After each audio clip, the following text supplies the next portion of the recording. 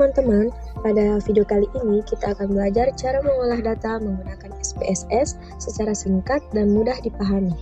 Pada tutorial ini, kita akan belajar uji validitas, uji reliabilitas, uji asumsi klasik, serta uji hipotesis. Mulai dari proses pengolahan hingga interpretasi hasil output SPSS.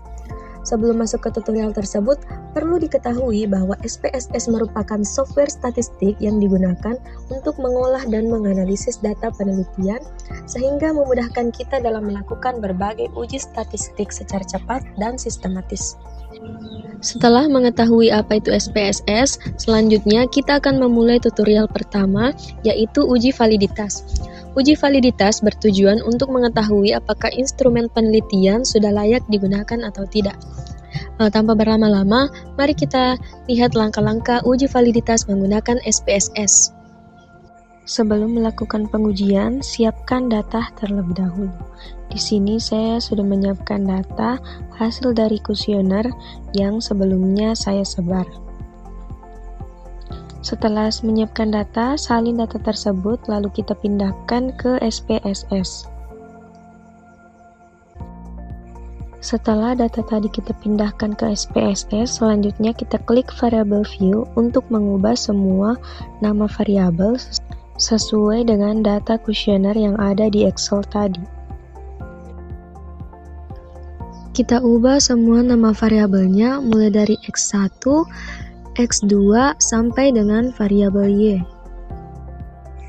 Setelah semua variabel kita ubah namanya, selanjutnya kita klik menu Analyze. Setelah itu kita klik Correlate, Bivariate, lalu kita pindahkan semua variabel ke kolom variabel. Setelah itu kita klik OK.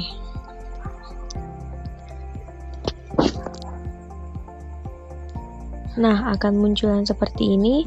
Ini merupakan output dari variabel X1. Setelah itu kita lanjut input untuk variabel X2. Lakukan hal yang sama. Kita reset terlebih dahulu, lalu kita klik X2. Setelah itu kita pindahkan ke kolom variabel. Klik OK. Output X2 sudah muncul. Setelah itu, kita lanjut ke variabel Y, masih dengan melakukan hal yang sama, klik Correlate, Bivariate, setelah itu kita reset terlebih dahulu, lalu klik variabel Y, dan pindahkan ke kolom variabel. Setelah itu kita klik OK, dan output untuk variabel Y sudah ada. Output untuk variabel X1 juga sudah ada, X2 juga sudah ada.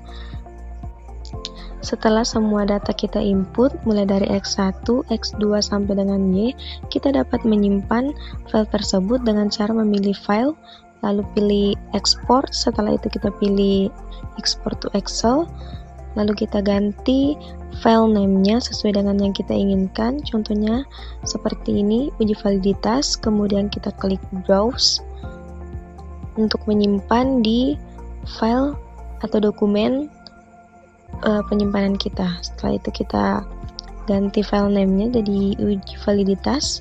Setelah itu kita pilih save, lalu OK.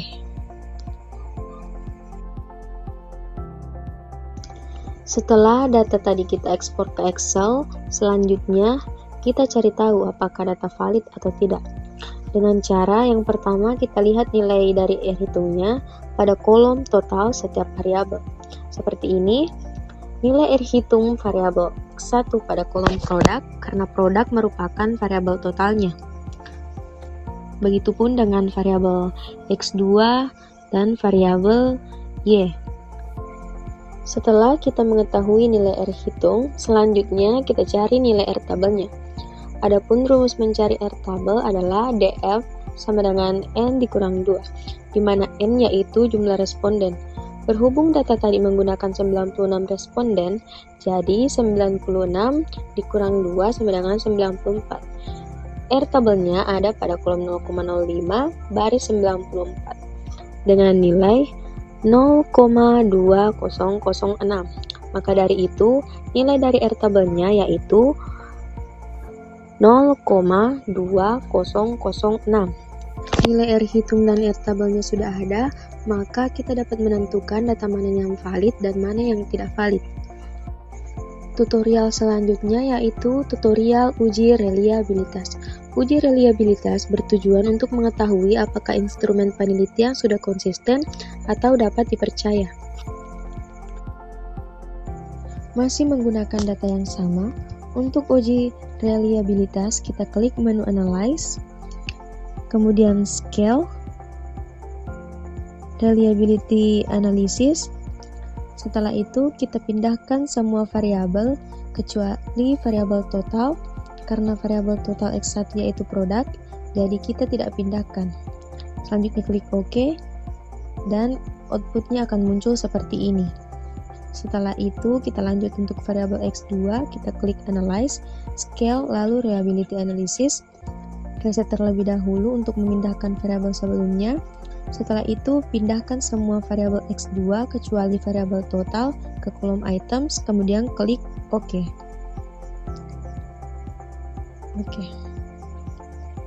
Ini adalah outputnya untuk X2. Kemudian kita lanjut untuk variabel Y, klik Analyze, Scale, kemudian Reliability Analysis.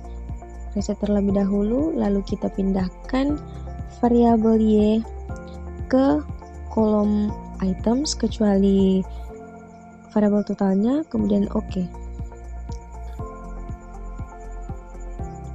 Ini outputnya. Kita ekspor ke Excel untuk kita interpretasikan untuk mengetahui apakah data reliable atau tidak.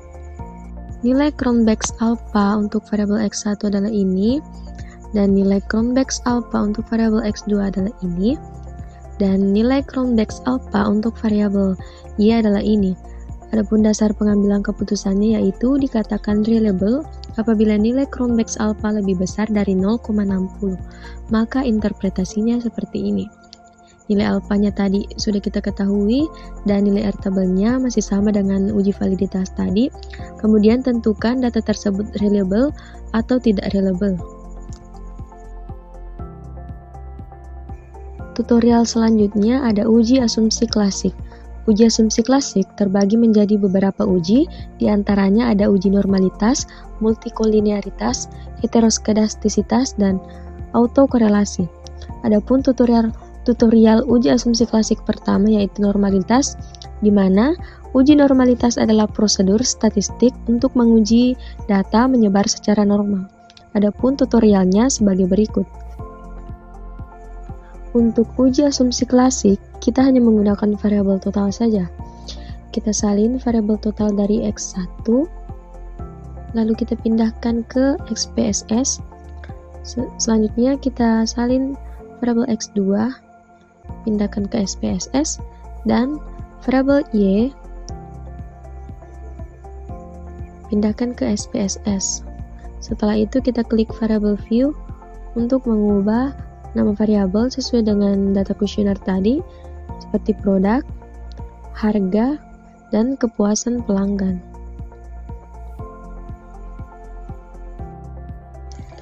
Setelah mengubah nama variabel, selanjutnya kita klik menu Analyze, Regression Linear,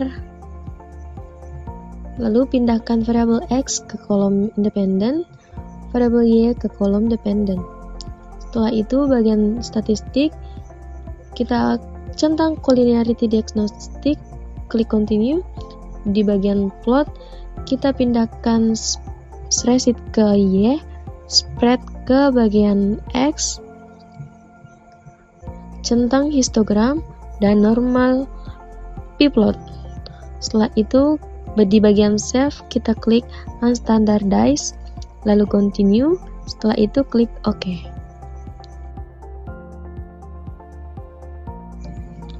Ini merupakan output dari uji normalitas. Terdapat histogram dan normal p-plot. Setelah itu kita kembali ke data view. Terdapat data baru, yaitu res 1. Selanjutnya kita klik menu Analyze. Kita pilih Non-Parametric Text, Legacy Dialogs, One Sample KS. Setelah itu kita pindahkan data baru, lalu klik OK. Maka outputnya seperti ini. One Sample Kolmogorov Smirnov Test. Setelah itu kita ekspor ke Excel untuk dibuatkan interpretasinya. Untuk melihat data normal atau tidak, dapat dilihat di tabel Kolmogorov-Smirnov. Lihat di bagian Assign Seek. Di sini nilainya 051. Adapun dasar pengambilan keputusannya yaitu dikatakan berdistribusi normal jika nilai signifikansinya lebih besar daripada 0,05. Maka interpretasinya seperti ini. Hasil uji normalitas menggunakan metode Kolmogorov-Smirnov menunjukkan nilai signifikansi sebesar 0,051 atau lebih besar daripada 0,05. Dengan demikian, dapat disimpulkan bahwa data berdistribusi normal. Tutorial selanjutnya, uji asumsi klasik yang kedua yaitu uji multikolinearitas. Uji ini bertujuan untuk mengetahui apakah model regresi terdapat korelasi antara variabel independen. Adapun tutorialnya sebagai berikut. Masih menggunakan data sebelumnya, kita klik menu Analyze, Regression, kemudian Linear. Lalu kita pindahkan variabel X ke independen dan variabel Y ke dependen. Setelah itu di bagian statistik kita centang Collinearity Diagnosis, matikan estimasi, continue. Setelah itu kita klik OK. Maka outputnya akan seperti ini. Hasilnya dapat kita lihat di tabel koefisien. Setelah itu kita ekspor filenya ke Excel untuk dibuatkan interpretasinya.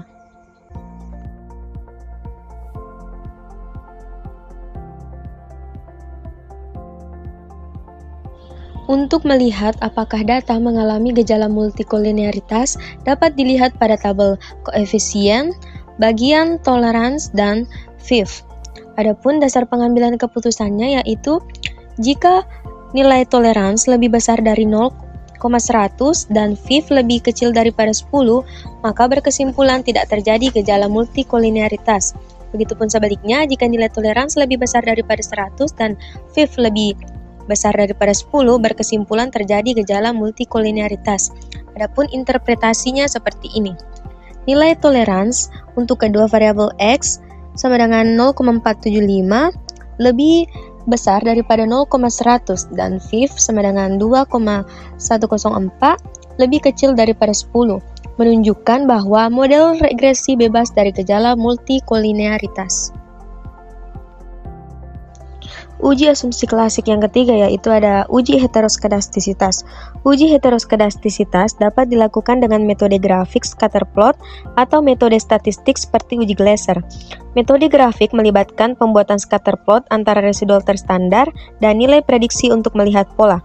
Sedangkan uji Gleiser memerlukan regresi tambahan antara variabel independen dan nilai absolut residual. Adapun tutorial pertama dalam uji heteroskedastisitas yaitu menggunakan metode grafik scatter plot. Tutorialnya sebagai berikut.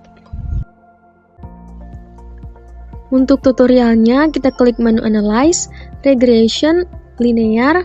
Setelah itu kita pindahkan variabel X ke independen, variabel Y ke dependen. Setelah itu kita klik bagian plots. Pindahkan spreadsheet ke Y, spread ke X. Setelah itu klik continue, lalu OK.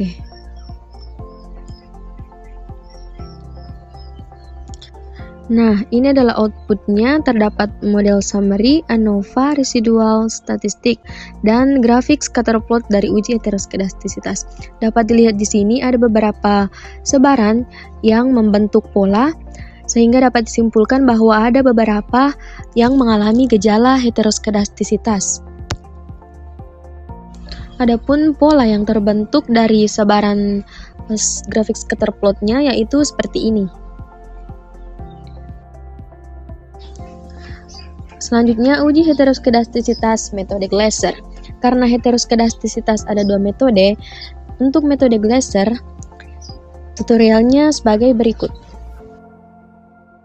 Yang pertama, kita klik menu Analyze, lalu kita klik Regression, pilih Linear. Setelah itu, kita pindahkan variabel X ke kolom independen, dan variabel Y ke kolom dependent. Setelah itu kita klik bagian Save, centang Under Standardize, klik Continue, lalu OK. Maka outputnya akan seperti ini. Setelah itu kita kembali, terdapat data baru, kita klik bagian Transform, Compute Variable, terus kita ketik ABS res, pilih di Arithmetic Diffusion Group, setelah itu ABS klik 2 kali, dan unstandardized tadi kita pindahkan ke numeric expression, kemudian OK. Maka outputnya akan seperti ini. Untuk uji dengan metode Glasser dapat dilihat di tabel koefisien. Setelah itu kita bisa simpan filenya ke Excel untuk dibuatkan interpretasinya.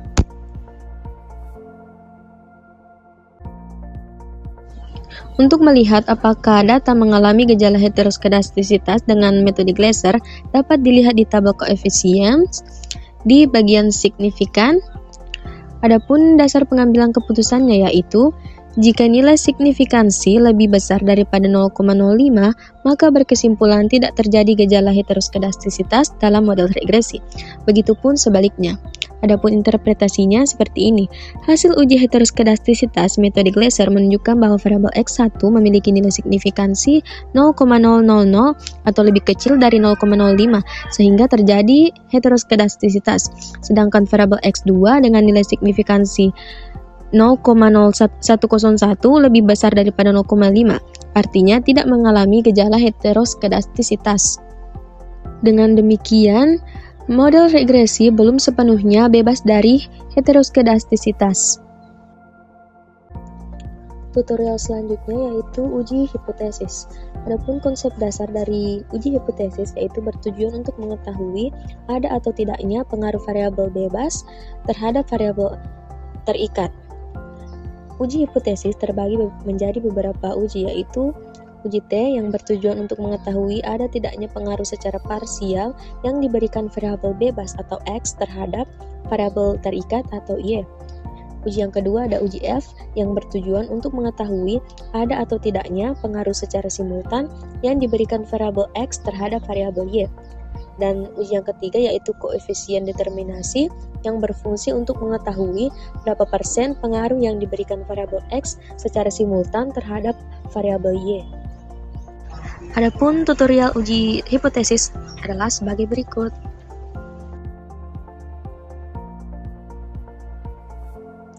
Langkah pertama yaitu kita klik Analyze, Regression, Linear.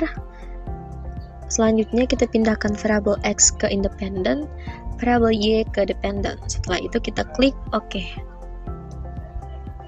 Ini merupakan output dari uji hipotesis, model summary untuk uji R, ANOVA untuk uji F, dan koefisien untuk uji T. Selanjutnya, filenya kita simpan atau kita ekspor dalam bentuk Excel untuk dibuatkan interpretasinya.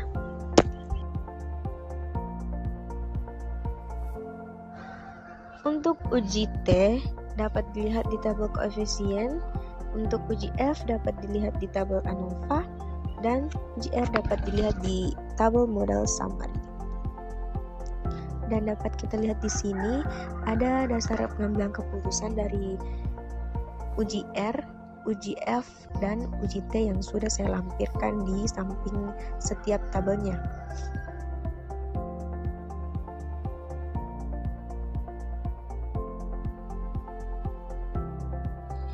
Adapun interpretasinya seperti ini. Untuk mencari nilai dari T tabel, kita menggunakan rumus T dalam kurung alfa per N sama dengan N dikurang K dikurang 1. Hasilnya di sini T tabelnya berada di 0,025 baris 93. Dapat kita cari di sini 0,025 baris 93, yaitu angkanya 1,986. Jadi nilai dari T tabelnya yaitu 1,986. Sedangkan untuk uji F dalam mencari nilai F tabel yaitu menggunakan rumus F, K, N dikurang K, di mana seperti yang kita tahu N sama dengan jumlah responden dan K sama dengan jumlah variabel. Jadi nilainya yaitu F296 dikurang 2. Jadi nilai F tabelnya berada pada kolom 2 baris 94 dengan nilai 3,09. Jadi nilai dari F tabelnya yaitu 3,09.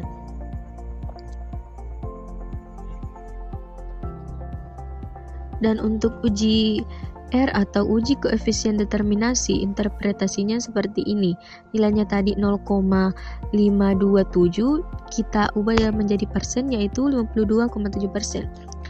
Artinya 52,7% variasi perubahan variabel Y dapat dijelaskan oleh variabel X dan variabel X1 dan X2. Sedangkan sisanya 47,3% dijelaskan oleh faktor lain. Nilai 0,4473 merupakan nilai yang tetap tinggi dan menunjukkan bahwa model sangat layak digunakan. Adapun kesimpulan dari uji hipotesis tadi yaitu yang pertama, X1 berpengaruh signifikan terhadap Y, yang kedua X2 tidak berpengaruh signifikan terhadap Y, yang ketiga secara simultan X1 dan X2 terbukti mempengaruhi Y, dan yang keempat model dapat menjelaskan 52,7% variasi Y. Nah, itulah tadi beberapa tutorial pengujian data menggunakan SPSS, mulai dari uji validitas, uji reliabilitas, uji asumsi klasik, sampai uji hipotesis. Semoga tutorial tadi dapat membantu teman-teman dalam mengolah data di SPSS. Sekian dan terima kasih. See you in another project.